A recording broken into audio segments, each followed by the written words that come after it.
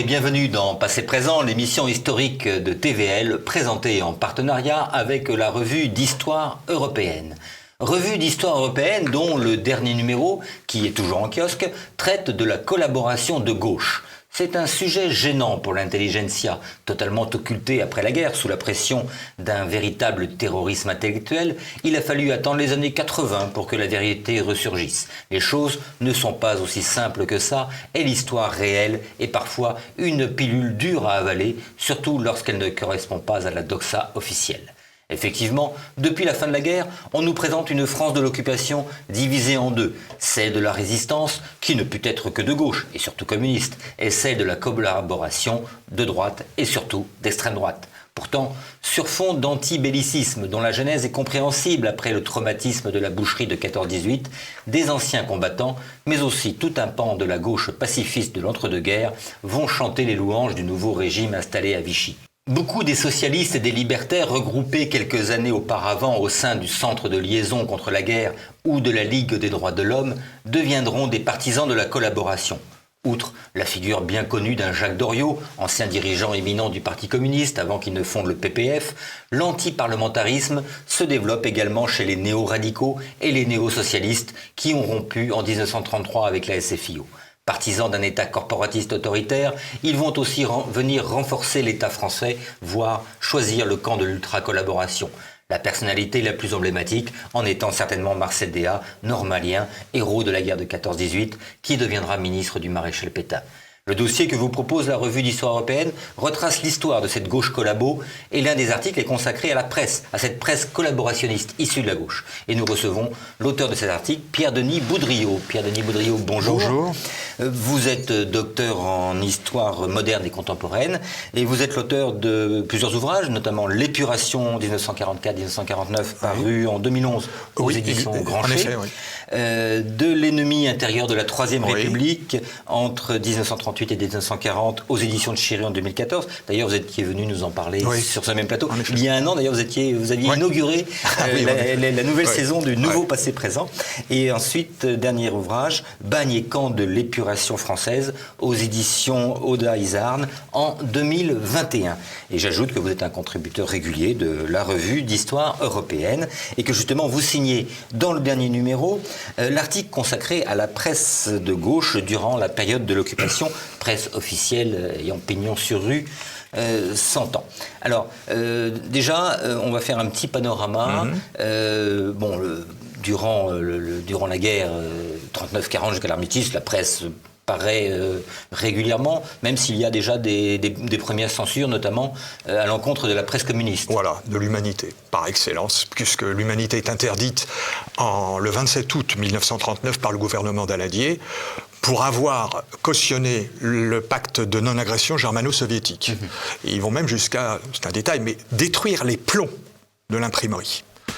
De l'humanité. La police Oui, ils saisissent les exemplaires, ils interviennent en province, partout, et ils détruisent les plombs, ce qui est assez rare quand même. Voilà. Alors, la fin de la guerre arrive, la défaite de la France, Paris est occupé, je suppose qu'il y a un moment de flottement où là, plus rien ne paraît, comment ça se passe ? Très bref, étonnamment bref. Alors, l'entrée des troupes allemandes, il a lieu le 14 juin 1940, et pour le pittoresque de l'affaire, on cite le cas du journal de Gustave Hervé, La Victoire, qui continue, ou plutôt qui reparaît au moment où les troupes allemandes rentrent dans Paris. Et c'est évidemment jugé parfaitement incongru, et ce journal ne va pas faire long feu. Voilà. Et vous avez des journaux comme Le Matin, qui était un des principaux titres d'avant-guerre, qui, eux, paraissent à quelques heures près, le 14 juin également. Et puis après, tout va très vite. Vous avez Paris Soir, donc Le Matin, Le Petit Parisien, qui étaient les plus gros tirages d'avant-guerre, mais qui, eux, restent en 42, des organes de presse qui tirent à 300 000 exemplaires donc en 42, pour le Paris Soir. Pour le Petit Parisien, c'est à 500 000 exemplaires. Et Le Matin, qui tire en 42 à 200 000 exemplaires. Pour montrer donc là, ce sont des journaux, je dirais, d'information générale. Oui, en effet. D'ailleurs, ils titrent quoi le 14 juin en hommage? On n'a pas de. Oui, pas en effet, oui. Ça, c'est effectivement, on aurait pu. Et ils sont soumis quand même à la censure, là, ou c'est complètement désorganisé? Ah non, alors la censure ne se met pas en place dès le 14 juin, mais là, ça sera le 4 Non, mais là, il y avait une censure des 39. Ah oui, bien sûr. Mais eux n'avaient pas particulièrement souffert de cette censure. C'était des organes généralistes. Bon, mais c'est des journaux qu'on pourrait comparer à ce qu'on a connu avec François, avec le Parisien aujourd'hui. Voilà. Et effectivement, mais il est certain que c'est allé très très vite. Et Le Matin a été financé par les forces d'occupation, par Otto Abetz, l'ambassadeur, très très vite. C'était notoire. Donc là, ça montrait à quel point les choses avaient basculé. Voilà. Alors, les tirages que vous indiquez sont assez importants. Bien sûr. Donc, c'est-à-dire qu'on a une population qui est avide d'informations, j'imagine. Oui. Les plus gros tirages de ces 3 titres que je viens de citer remontent à 36, évidemment, et dans certains cas dépassent le 1 million d'exemplaires jour. Ça fait rêver. Ah oui. Enfin, ça devrait faire rêver n'importe quel patron de presse aujourd'hui. Donc, parler de période de flottement, et on va commencer tout de suite avec un fait surprenant. Oui. Un des premiers journaux qui veut reparaître, c'est l'Humanité. Et oui, et l'Humanité... Alors que les dirigeants communistes sont soit en fuite, soit en déserté. Oui, mais malgré tout, il y a quand même, de la part du PC, enfin clandestin, et même si effectivement Thorez est à Moscou, Duclos est dans la clandestinité, il y a une démarche assez singulière. Ce sont Madame Denise Ginolin et Maurice Tréant, qui font partie des instances dirigeantes du PCF, même s'il n'a plus pignon sur rue, qui n'hésitent pas à aller négocier la reparution de l'Humanité auprès des puissances occupantes, et qui font valoir à cette occasion leur hostilité à l'encontre des Juifs, pensant complaire donc aux Allemands. Et la démarche de ces gens-là n'a pas abouti parce que Vichy s'y est opposé formellement. Voilà. Mais c'est quand même allé très très loin. Alors qu'il y avait une humanité clandestine qui Oui, il y a eu, alors en effet, mais c'était tout à fait une espèce de recto verso à peine renéotypé, à peine lisible, qui appelait quand même à la fraternisation avec les soldats, qui exhortait les ouvriers français à aller au-devant des soldats allemands. Donc, effectivement, après, à partir du moment où il y a eu l'invasion de la Russie, là... Bien sûr. Et donc, cette parution de l'Humanité, enfin, cette cette tentative de reparution a recueilli un accueil favorable auprès des autorités allemandes. Et en tout cas, elles se sont montrées réceptives. Serait-elle allée jusqu'au bout? Je ne sais pas, mais ce qui est certain, c'est que... Ça n'aura pas duré longtemps. Oui, ça n'aura peut-être pas duré bien longtemps de toute façon, mais c'est que Vichy s'y est opposé formellement. Sinon, en effet, on peut se poser la question. Alors, vont apparaître des nouveaux titres, parce que le temps que tout se mette en place. Et je crois que le premier va s'appeler « La France au travail ». Oui, « La France au travail ». Alors, ce qu'il faut remarquer à cette occasion, c'est que beaucoup de ces organes de presse, il y a une trentaine de journaux, donc dits de gauche, de cette gauche-là. Et beaucoup de ces journaux se réclament du monde du travail, du socialisme, et que certains ont des accents quasi prolétariens. Oui. En tout cas, ils sont véritablement, ils revendiquent leur filiation avec le socialisme, et un socialisme national et communautaire. Mais non marxiste. Ah, surtout, voilà, non marxiste, puisque certains dirigeants de ces journaux ont rappelé que la lutte des classes était par essence quelque chose de beaucoup trop conflictuel, et qu'il fallait au contraire revenir à un corporatisme d'ailleurs défendu par Vichy, mais en tout cas c'était ce corporatisme qui prévalait.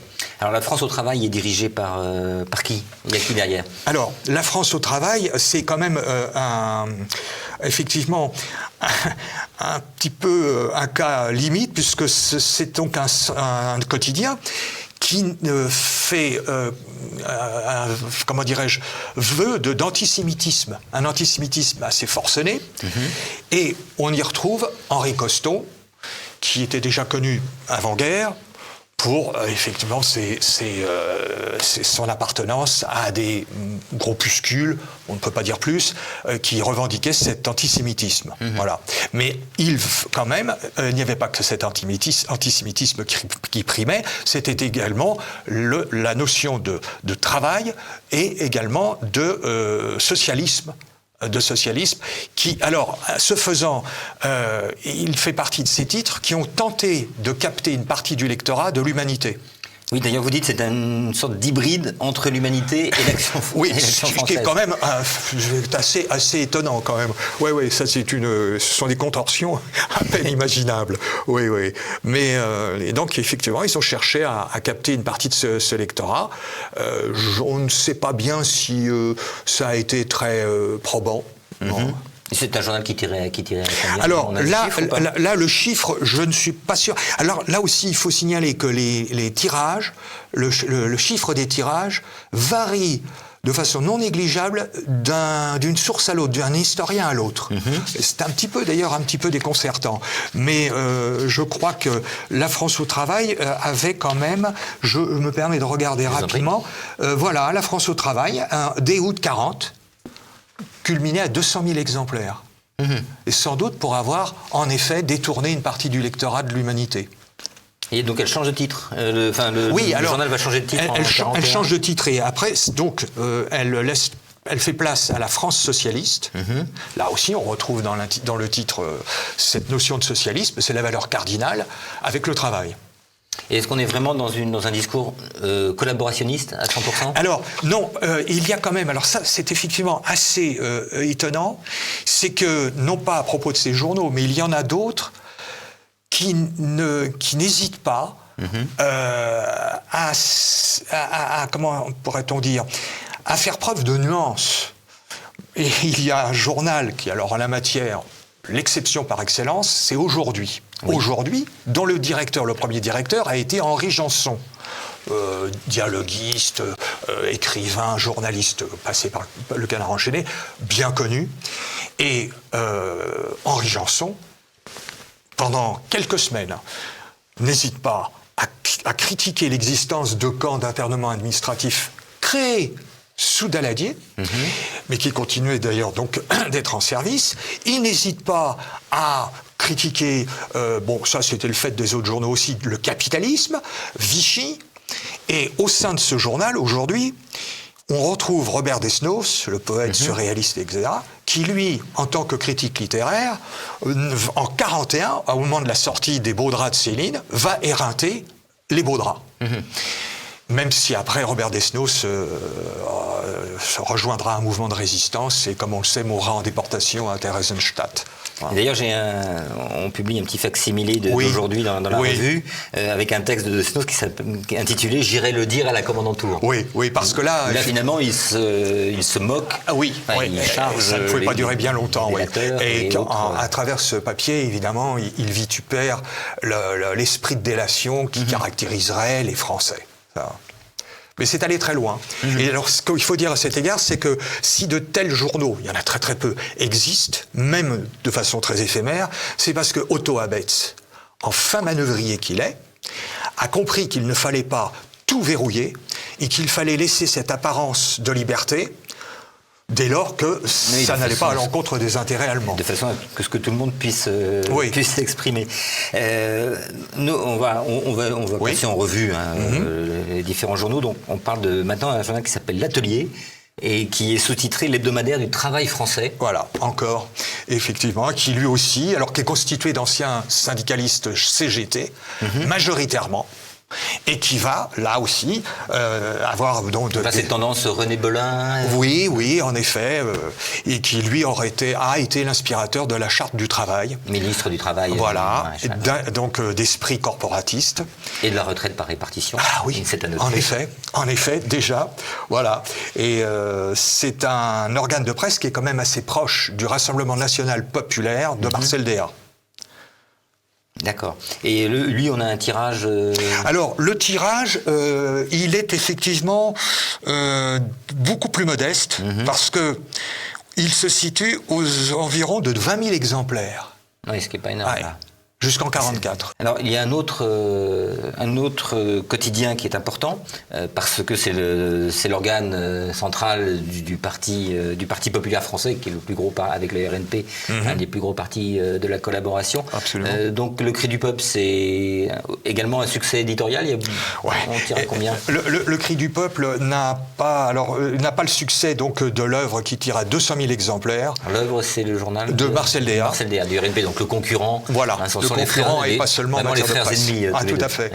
Mais je n'ai pas le tirage exact en tête, mais il est bien inférieur. Il est vraiment inférieur. D'abord 200 000 exemplaires, pour un journal de ce genre, c'était quand même assez exceptionnel. Alors tout ça, ces journaux-là, donc le Cri du Peuple, le PPF a d'autres publications? Oui, il a d'autres publications qui s'adressent notamment au monde ouvrier, aux jeunes, je crois aussi au monde féminin. Donc il a diversifié, comme Marcel Déat a tenté de le faire aussi. Oui.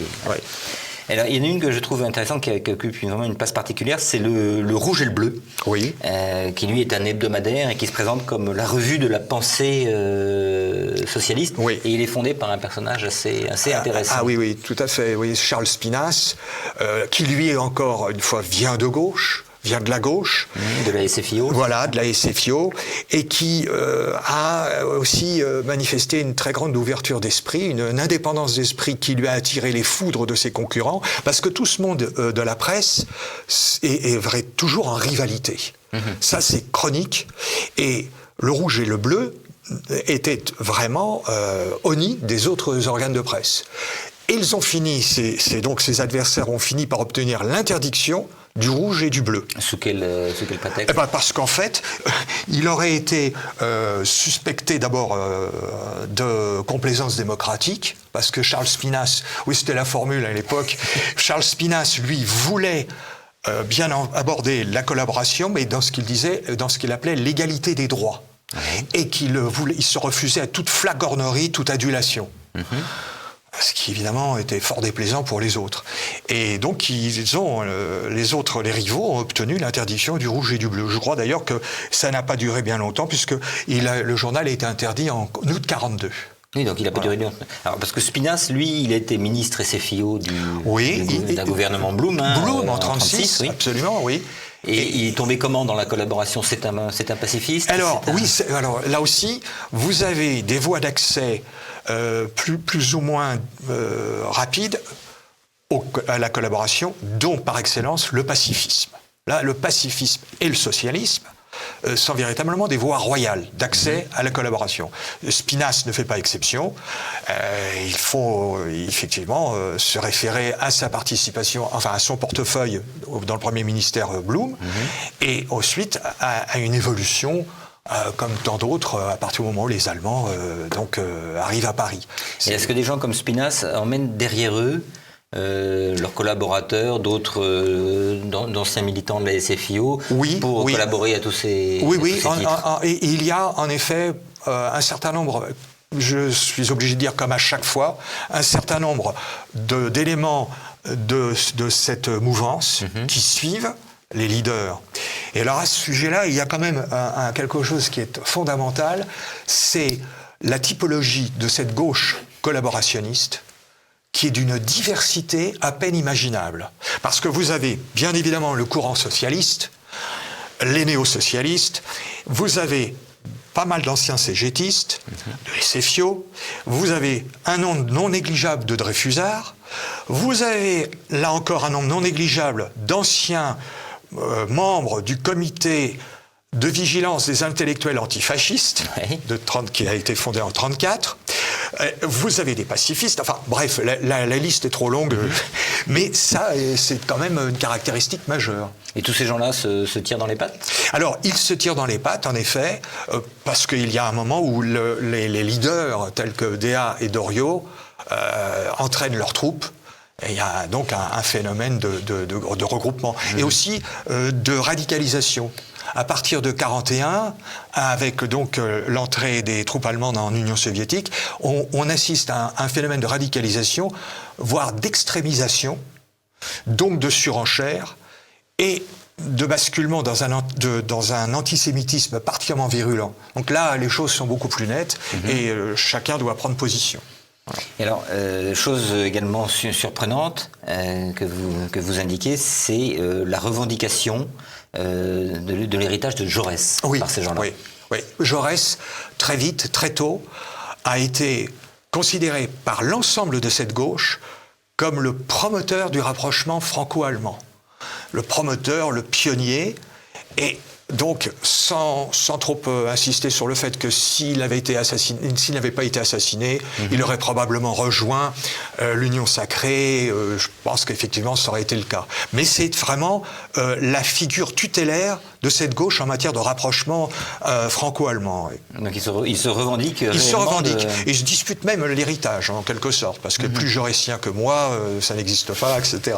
Ça va à peu près ça. Et alors, le rouge et le bleu donc est interdit en 1942 et va lui succéder un autre journal qui lui aussi a un nom très social. Oui, Germinal. C'est Germinal. Oui, Germinal.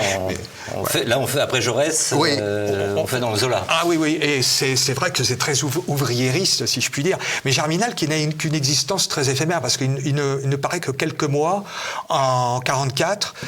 Il s'arrête de paraître en août 1944. Comme la plupart des journaux, de ces journaux, il cesse de paraître le 17 août 1944, et le surlendemain, le Paris se soulève. Donc lui, Germinal, c'est avril 1944, août 1944. Alors il est dirigé par qui? Alors oui, il est dirigé par Paul Rive, qui lui aussi est un ancien de la famille des socialistes, c'est un ancien député socialiste, et comme tant d'autres, franc-maçon. Là aussi, on n'est pas à une contradiction près, ces gens. Mais en général, les anciens francs-maçons se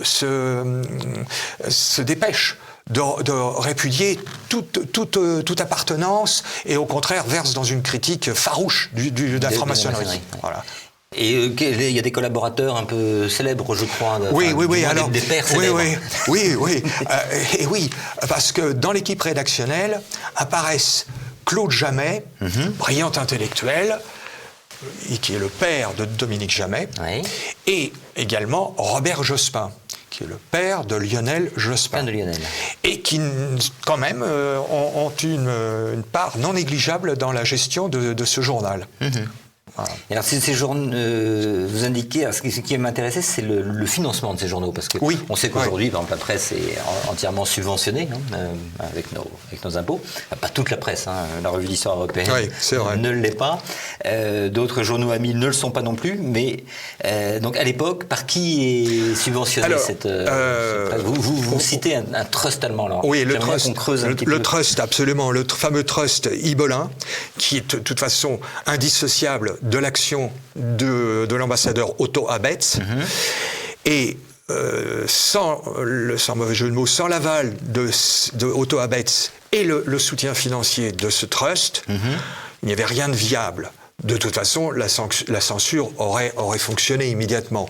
Donc, à titre d'exemple, le trust Ibelin, avec bien évidemment la bénédiction de Otto Abetz, finance les Nouveaux Temps de Jean Lucher, finance Le Matin, dont on a parlé tout à l'heure. Il finance également Germinal et également l'œuvre de Marcel Déat, ce qui n'est quand même moins surprenant, compte tenu de la proximité de ce mouvement du personnage avec l'Allemagne. Alors, quelle est la ligne éditoriale de Germinal? Parce qu'il me semble, en regardant au niveau, ne serait-ce qu'au niveau de la maquette de la présentation, on a quelque chose d'assez novateur pour l'époque. Oui, absolument. Alors, nos téléspectateurs verront là, les incrustations sur l'écran, mais il y a de l'emploi de photos avec des montages assez surprenants. C'est ça, ce qui n'est pas commun à cette presse. Alors, l'hebdomadaire de la pensée socialiste française, là, on occupe le terrain, plus encore que les autres.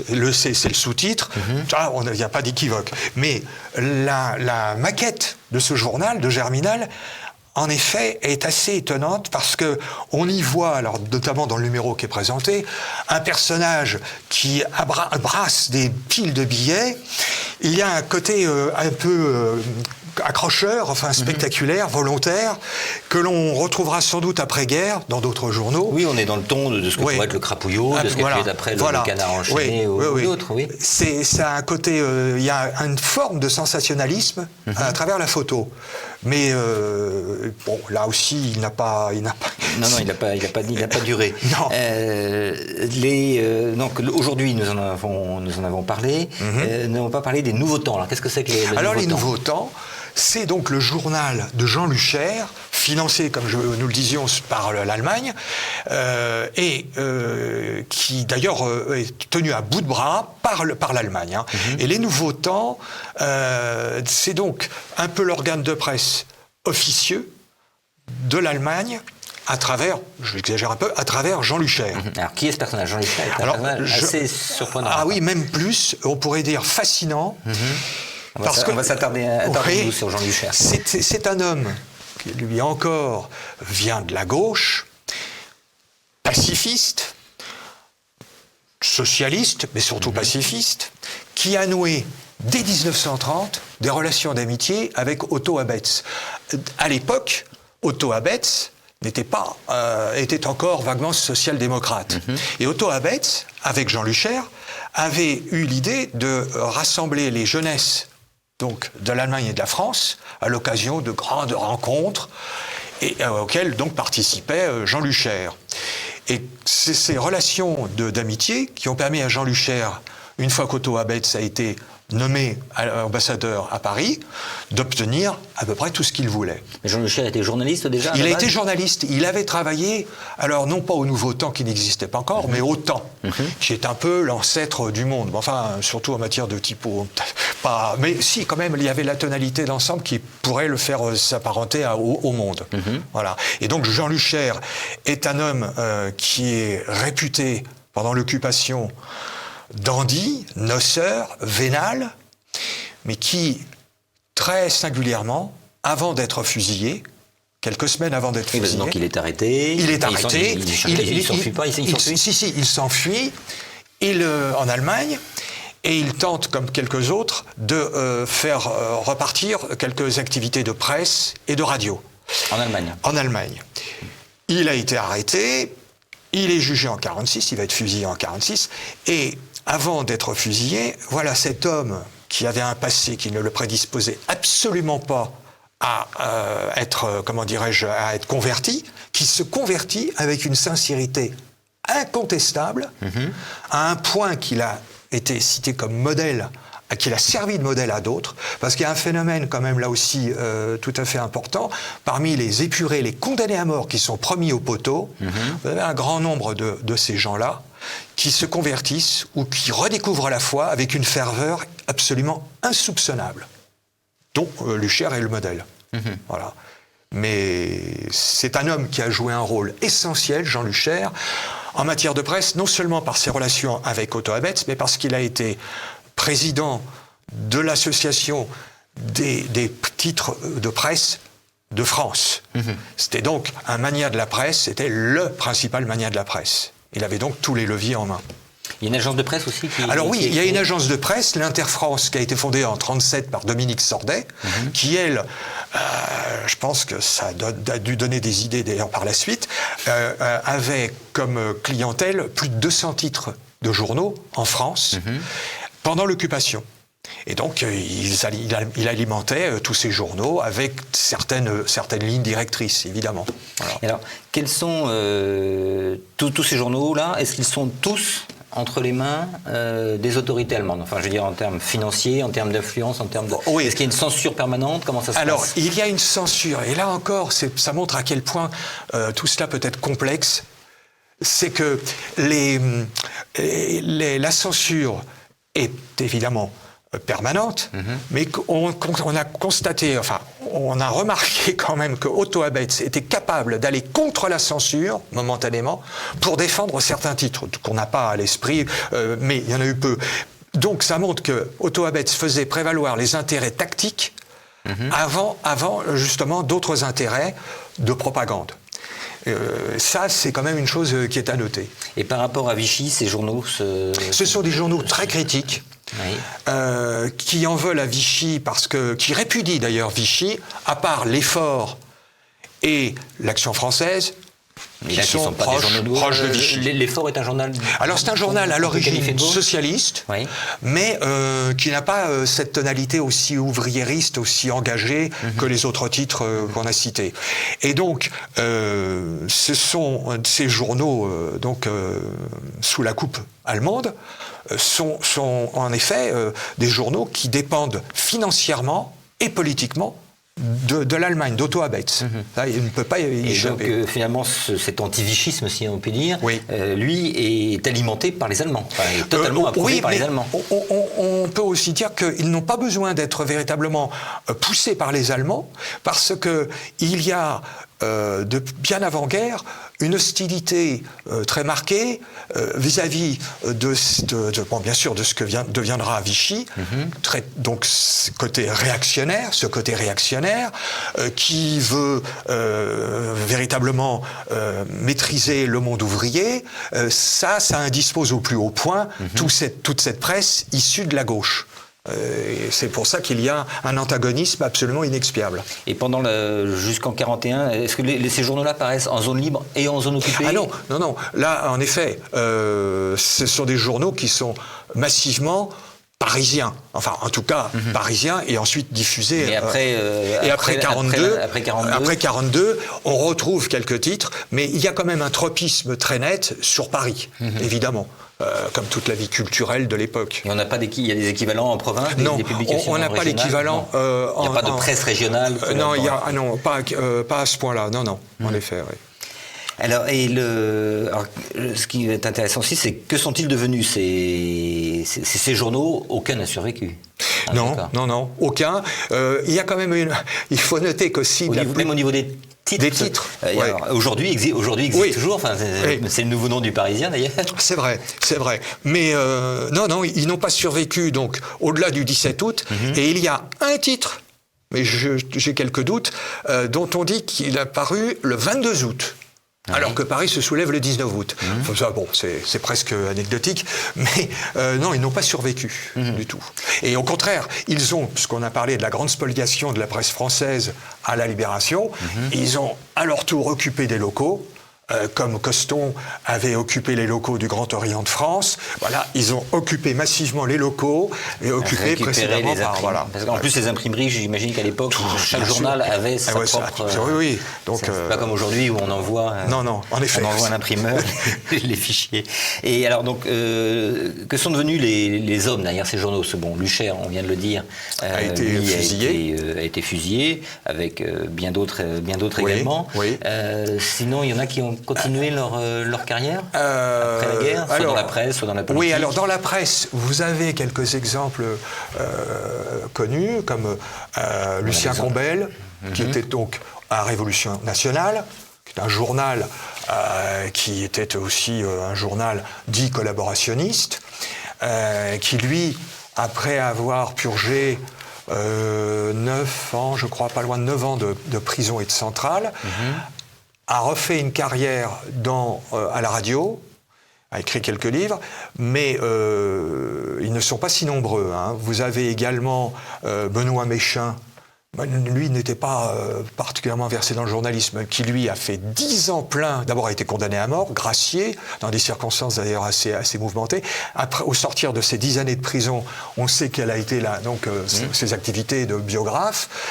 Vous avez un certain nombre de ces personnes qui ont pu se rétablir, mais pas tant que ça. Alors vous avez aussi donc un grand nombre de gens qui ont été soit condamnés aux travaux forcés à 20 ans, ou à perpétuité, en général c'était commué en 20 ans de travaux forcés, très vite, soit graciés, et là d'office condamnés aux travaux forcés à perpétuité.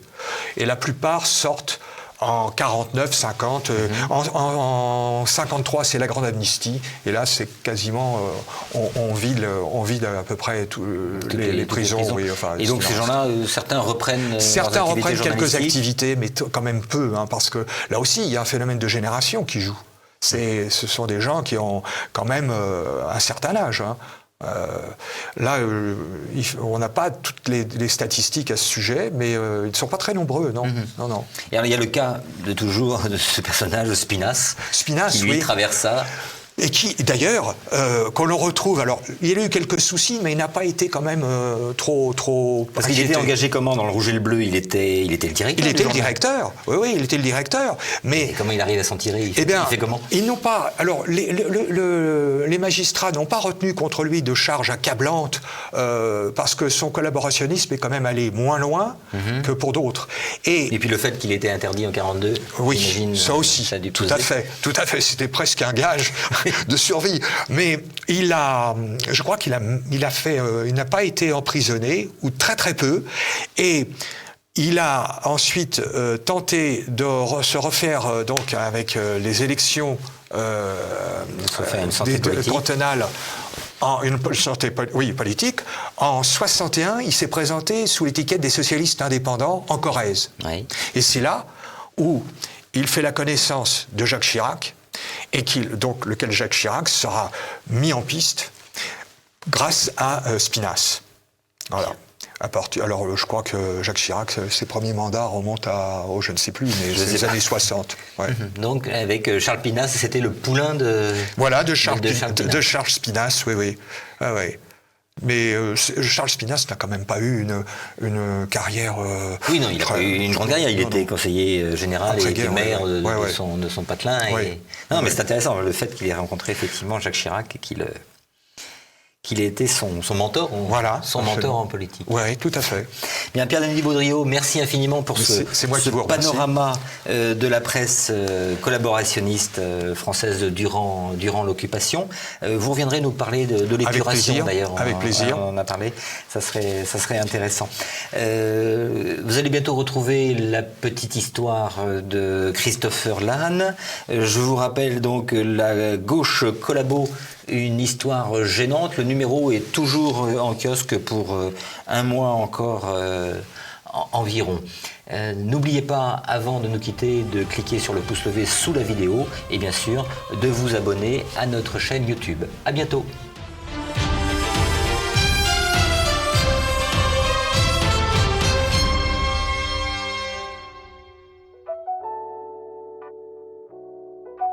Non, la campagne de France de 1940 n'a pas été qu'une promenade de santé pour les Allemands. Non, leur offensive n'a pas été qu'un petit road trip en Panzer. En 1940, les Français ont perdu, oui, pour tout un tas de raisons, mais les Français se sont battus, vaillamment, courageusement, sur plusieurs points. Parmi ces batailles aujourd'hui oubliées, la bataille de Stone figure en bonne place. Les Allemands l'ont surnommée le Verdun de 1940, car elle a bien failli faire basculer le cours de la campagne et de la guerre. Dans ce petit village des Ardennes, les B1 bis français ont tenu tête aux panzers allemands, leur coupant la route et menaçant même de faire tout basculer par une contre-offensive décisive. Retour sur une bataille méconnue, oubliée, qui est pourtant la plus violente, la plus importante et la plus décisive de la bataille de France.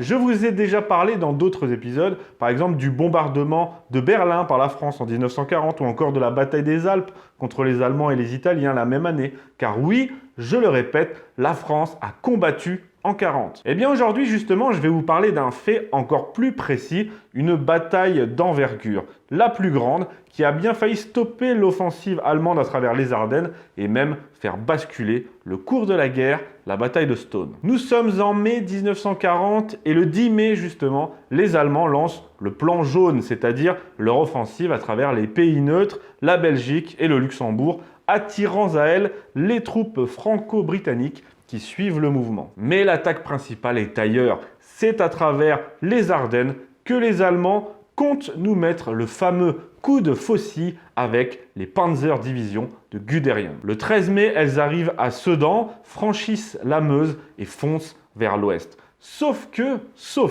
sur place, sur une crête surmontant un petit village du nom de Stone, se tiennent deux belles unités françaises, les plus modernes. La 3e division d'infanterie motorisée et la 3e division de cuirassés de réserve.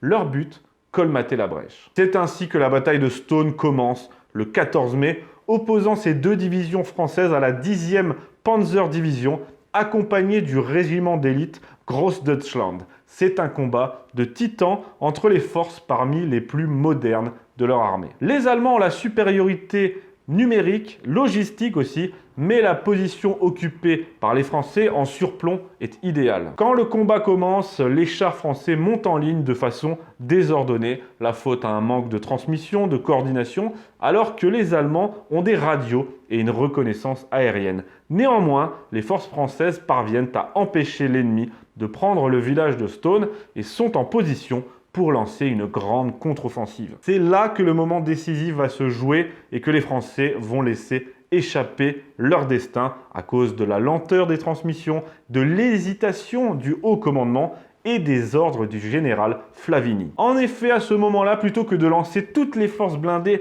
dans une grande contre-offensive décisive, Flavigny va retarder puis annuler l'attaque du 21e corps d'armée, ce qui va permettre aux Allemands de se renforcer. Flavigny va reporter la contre-attaque au lendemain, ce sera trop tard. Le général allemand Hermann Hoth le dira lui-même après la guerre, en n'engageant pas toutes leurs forces blindées à ce moment-là, je le cite, « Les Français manquèrent une occasion favorable. Cette contre-attaque menée de façon résolue eût pu changer la défaite en victoire. » Le lendemain, donc le 15, les Allemands prennent les devants et lancent leur attaque dès l'aube. Pendant toute la journée, les camps vont prendre et reprendre le village qui va changer 17 fois de camp durant toute la bataille. C'est un combat acharné. Les Français sont parfaitement organisés, ou presque, avec une bonne infanterie soutenue efficacement par les blindés et aussi par une artillerie décisive. Les B1 bis français font des ravages. Parmi les Panzers, celui du capitaine Bilotte réussira à en détruire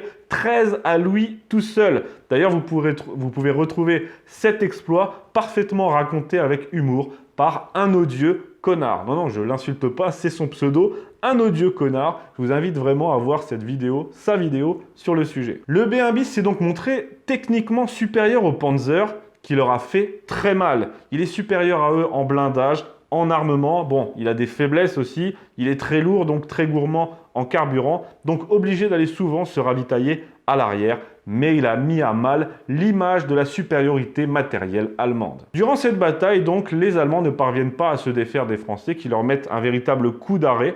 Mais les Allemands ont l'avantage d'être relevés régulièrement, ce qui n'est pas le cas des Français.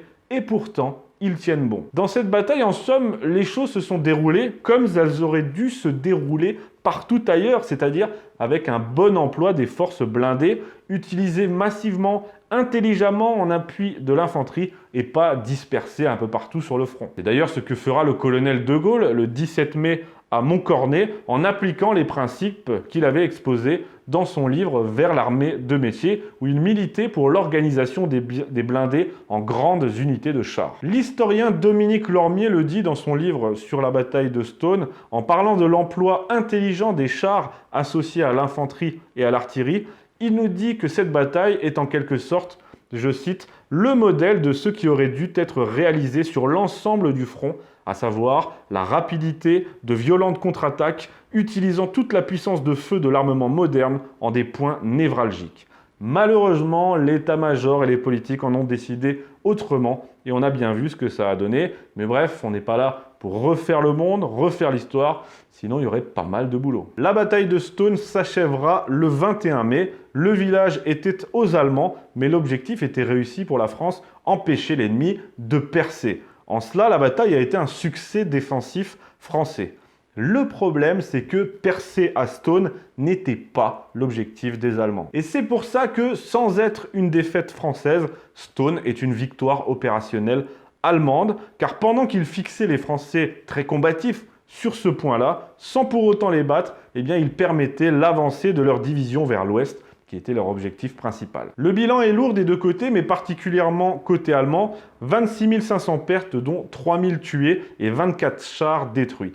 Côté français, on dénombre seulement 7 500 pertes, dont 1000 tués, mais 33 chars détruits, notamment par les canons anti-chars. Cette bataille fut si dure pour les Allemands que, je l'ai dit, ils la compareront beaucoup à l'enfer de Verdun. Ah, si seulement le commandement français n'avait pas retardé la contre-offensive, si seulement il avait lancé tous nos forces blindées sur les Allemands à Stone, alors peut-être que le coup de Fossy aurait été dans l'autre sens et qui sait, le cours de la bataille et de la guerre aurait peut-être changé. Je ne suis pas un fan des uchronies, des si, mais il faut avouer qu'ici, ça ne peut que nous laisser un goût amer quand on y repense. Malgré tout, cette bataille est à mettre à l'honneur, notamment, particulièrement pour réhabiliter l'image du soldat français de 40. Je l'ai dit et je le répète et je le répéterai, les soldats français se sont battus comme des lions en 40, même si le reste n'a pas suivi. Je voulais ici donc leur rendre hommage et je continuerai de le faire dans d'autres épisodes à venir prochainement. J'espère que ça vous a plu. Dites-moi ce que vous en pensez en commentaire. N'oubliez pas les pouces bleus et je vous dis à bientôt pour un nouvel épisode sur TV Liberté.